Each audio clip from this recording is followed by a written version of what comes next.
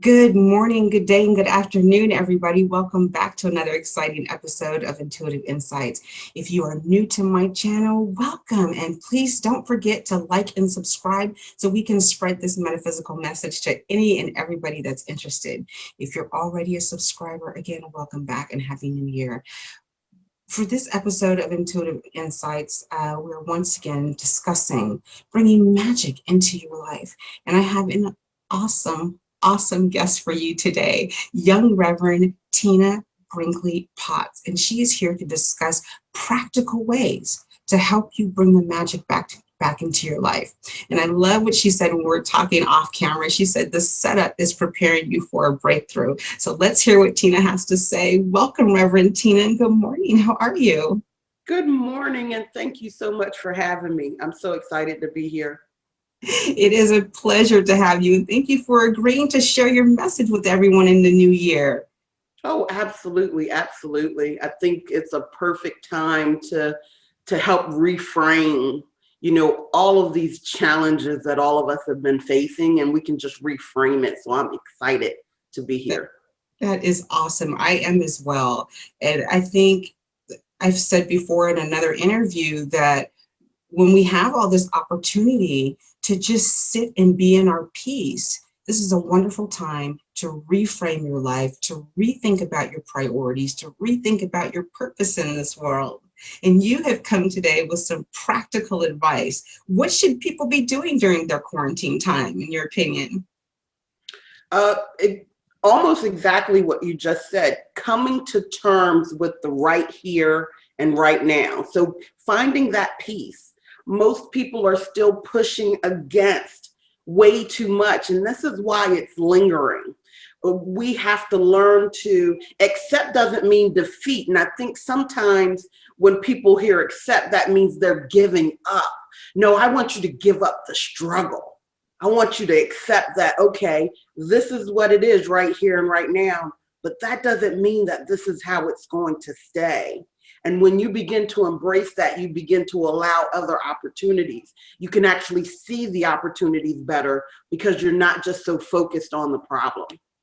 Most definitely. I love that. And it's, of course, a principle that I live by. I fully understand that this development, my spiritual development, that the only constant in the universe is change. So no matter what you're going through out there, it is bound to change.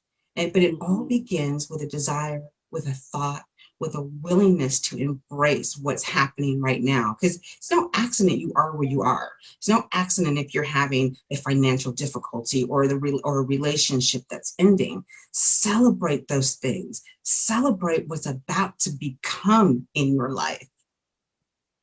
I love that. And let's break some of those down. So let's say right now, you are unemployed and because of this pandemic.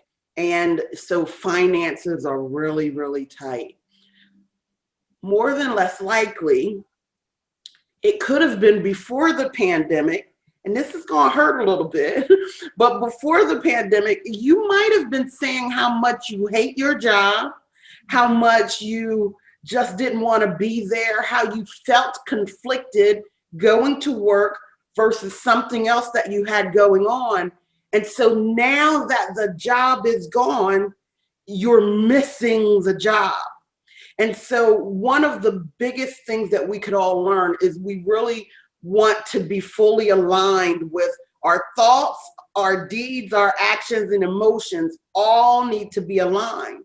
And so if you embrace, okay, God, I might not like the way you did it, but I'm kind of happy I'm not going to that job every day. What you begin to do is loosen things up, and then money can actually start showing up for you, maybe in different ways. It might not be exactly for a job because you didn't want one. And so if you embrace this moment and go, okay, what's really here for me? What's really in this pain, in this mess, in this break? What's really in it that I can actually move towards the breakthrough? When you start loosening the stronghold that you have on the problem, you will start to see signs of the solution. And I want to tell you something, when you see that first little sign, that's just the breadcrumb. The whole loaf is coming. So don't go, oh, is that it? Celebrate that little thing and go, wow, okay, I see what she was saying, because this little thing has showed up and I'm going to appreciate it and I'm going to love it like it is the biggest thing that I wanted in my life. And watch how all of that starts to move even further. It really does. You know, I know a lot of times when we're talking like this, it sounds kind of woo-woo, and it's like, well, why am I struggling? Why does God have me struggling? Why is all of this? If you begin to accept that you are asking for things, might not like how it shows up, but you're asking for things. And so how are you going to let it in? Sometimes you've been asking for something for so long that the only way to get to what you want is to take something from you. And that's why some people might not have a job. You know, there are some people who have worked through this whole entire pandemic. Yes. No issue. So I don't want to, so believe me, I am not making light, because I will also share some of my struggles of 2020 because I think it's important. So believe me, I'm not making light of where you are. I just want you to get to the goal that's waiting for you. I want you to get to that promise that is there. It's really there, but you can't do it if you keep holding on to the mess. Most definitely. That negative shadow will overshadow any of that light, and you'll miss out on the opportunities. Could very easily walk right past the person that has the answer that you're looking for, but you were in a bad mood. You didn't want to talk to anybody. You were feeling negative about the whole entire world, and you missed out on the good and the beautiful. Not to say it won't come back around, but for that moment, you may have missed it.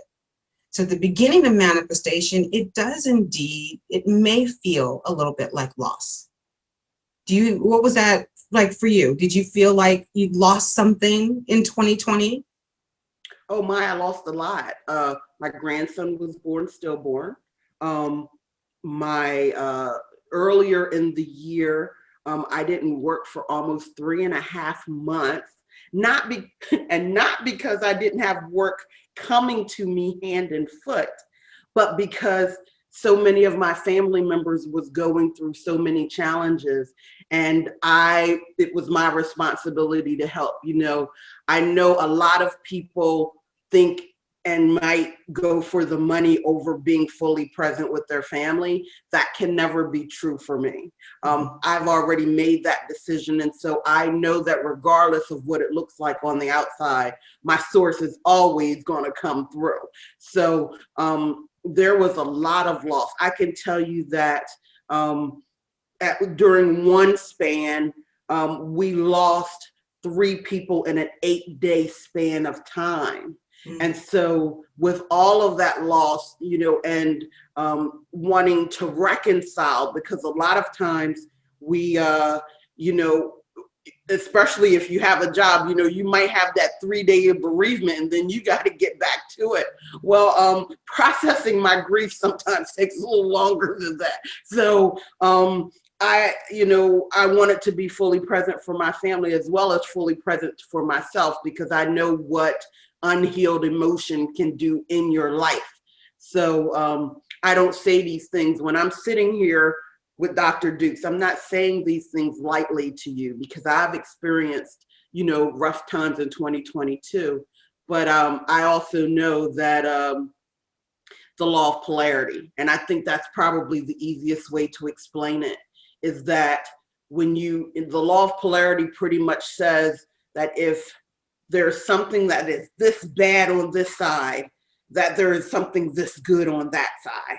And so as long as I'm still focusing on the this bad and my emotions is all wrapped up in the this bad, I can never get to this side, which is this good. And so what that means to me is I don't stuff my emotions down. I don't try to hide them. But what I do is I learn to process them, and I learn to allow it to take as long as it needs to take. And so I just want you to have that too. Yes, yes. And I love what you said about not hiding from it. There is great benefit with confronting with what you're going on, with whatever is going on. So sometimes if you find yourself living in a situation where you may not feel it's ideal, you may not feel that it's up to your standards, think about what you asked for. Did you ask for a new job? Did you ask to be closer to someone? Something in what you've asked for is taking you to that spot. And when you let that play out and realize, you go, oh, okay, I actually am the creator of all this. Although it feels like a mess, I'll be sure not to create another mess in my life. Yes, yes, yes. And one of those things, one of the perfect ways of really commanding something different is really by understanding and mastering your emotions. So when you're feeling that problem and you're feeling that angst in your gut, you're feeling ashamed, you're depressed, that is not the time to act. And Yes. I just want to be very, very clear on that. There are so many people who are acting out of angst, out of fear. And I know that there are well-known gurus who keep saying, feel the fear and do it anyway. And I'm going to tell you that there is a better way. When you acknowledge that you have a fear or you're in angst and depression, you can begin to acknowledge, I've taken this on and I forgot that there's help. I forgot that there is a source that is right there to help me. And if that is all you can do in the moment, you will be making a change. But you don't need to do a outside action until you can get yourself to a sense of where you can look at this with a more level head and with more optimism, because the further and further you go up in the emotional scale, the more opportunities that you will be able to see. Now, the thing I want to let you know is that they were already there. Yes. But when you are down in the depression and in the angst and in the fear and in the frustration and all of those, you can't see them. They could walk right, like Dr. Dukes was saying, it can walk right past you and you wouldn't know it. So the best thing, the first step is understanding that you're holding on. And I can tell you, when I understood that this was the truth of what let go, let God meant, when I understood it was really about my emotions, woo, did the world, I felt like the colors of the sky got brighter. Like I just, like there was a joy that returned to me that I didn't even know was possible anymore. Just simply because you're holding on to stuff that isn't yours. Yes. It's time to really give it up. And even like, I'll share a story because it's highly entertaining and it is about manifestation. And it's about, have you been out to Sedona yet? You have not gone to the graduation yet, or you have? I haven't been to graduation. I'm looking forward to it, but I've been to Sedona. Yes. So when we were making our way there for graduation, we had our plan all set out months in advance. You know, we're on a budget like most people, so we have to, you know, plan things out systematically. And we had planned to rent a car and drive from Dallas into Sedona. And unbeknownst to us, the week before, they stopped accepting our particular brand of credit card. So we were kind of shocked. We were like, we were supposed to be leaving like today and we can't rent a car. And my husband was starting to get really frustrated. Oh my gosh, what are we going to do? He goes, no matter what, I'll make sure that you get there. But if we can't go together, I will understand. I said, there's no way in the universe I'm going to go without you. The universe will have to work it out. I'm not going to be upset about it. Something is meant to happen. And I sat down on the bed. He's got his head in his hands. I took a deep breath and something said, you need to call your best friend. Just call her. I called her. She happened to know someone that worked for the airlines. They got us a ticket. Looks like $80 round trip ticket to and from. And that was our solution. But I would not have thought about that if I was upset and uptight and, oh, you people are giving me what I want. You know what I'm saying? So once we got out of that frame of mind, there it was. The solution was there. Better than driving. Got us there safely. That's That is such an amazing story. It reminds me of when I was holding a retreat in Ojai, California. And I want to say it was around 10 women who were coming to this retreat. And I had my daughter. I literally took my oldest daughter with me. It was the first time that she flew, to California, and she wanted to come with me. And lo and behold, when we got off of the plane, all of my cards started failing. And I'm like, what in the world is going on? Every single one of them, every single one of them. And so I have 10 people who are meeting me somewhere, like, what in the world is going to happen? And I have to tell you that I had an angel who literally did their credit card for everything and said, listen, I've been to your retreats before, and you are, I need you to be fully present because I need these women to get what you've done for me. So you use this card and do whatever you got to do. When you get back home, I know you'll straighten it out.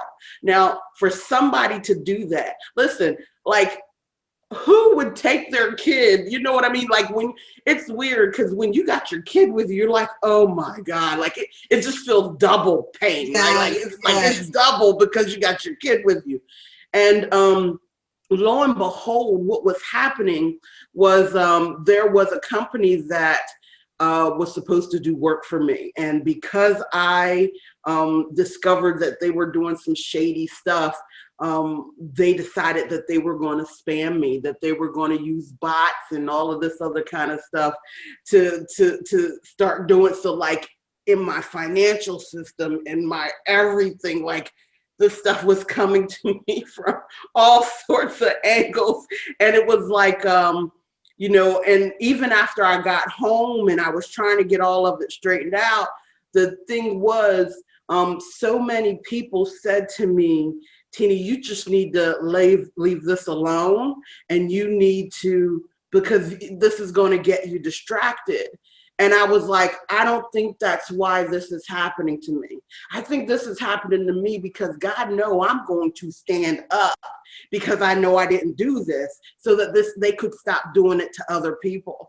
And Dr. Deuce, I can tell you, I fought that for over a year and a half. But again, the 10 women who were at that retreat were forever changed. Exactly what the person who said, here, use my card, you use it for everything, I know you'll straighten it out. The thing that she declared was, I know that you're going to transform their lives exactly like you did mine. Yeah. And that's exactly what happened. Well, tell me about your retreat, because I did not know that you did retreats, and I would be very interested in coming. So let's tell the audience what you do during a retreat. Oh my gosh. I haven't done one, of course, because of the pandemic. Yeah. But in those retreats, what I'm doing is, most of these people that are there have a business and they are trying to get to the next level, whether that's a financial level, they want to break 6 figures, want to break 7 figures, want to break 8 figures, or if it is just that they've been working a job for so long that they're still in more of an employee mindset than being their own boss mindset. And so I literally help them, and I literally help them release the issues, the things that are holding them back. And like what's so funny is that they always say, Tina, I've never told a soul this. That's normally the first words that come out of their mouth as we're releasing something. I've never told this to a soul. And then it's released and they realize, and now they have tools to go back into their everyday lives with, because that's one of the most important things. It is not just about, a lot of people want to say, you've released something, but if you keep doing the same habits, you're just going to bring it back up. And so I make sure that they leave with tools that they can, really morph and transmute that energy. That's wonderful. I absolutely love that. So we are just about out of time. I want to thank you graciously for your beautiful, lovely presence here today. I'm sure my audience is going to absolutely love you. And don't forget, you guys, to like and subscribe. And if you want to see more metaphysical subjects, please leave me some advice in the comments and I will make sure I'll get that to you. Whatever information you're seeking out there, have an awesome, happy, wonderful, healthy new year. And remember, your thoughts do matter. Thank you again. Thank you. Bye.